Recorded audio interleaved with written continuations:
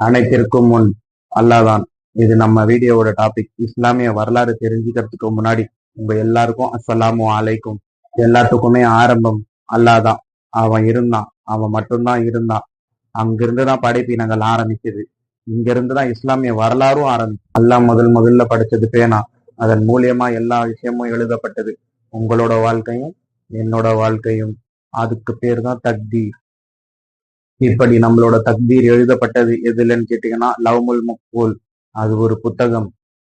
நம்மளோட ரிஸ்க்கு எழுதப்பட்டிருச்சு. நம்மளோட வாழ்க்கை வீண் இல்ல. ஒரு படைப்புக்கும் ஒரு காரணம் இருக்கு. இது எல்லாமே அல்லாஹ் அறிந்துதான் நடக்குது. அல்லாஹ்க்கு அறியாம எதுவுமே நடக்கல. அடுத்ததா அல்லாஹ் மலக்குகளை ஒளியால படைச்சான்.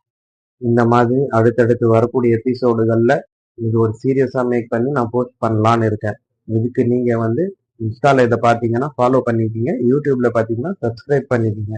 உங்களுக்கு அடுத்தடுத்த விஷயங்களை இன்ஷா அல்லாஹ் நான் சொல்லுவேன். அஸ்ஸலாமு அலைக்கும்.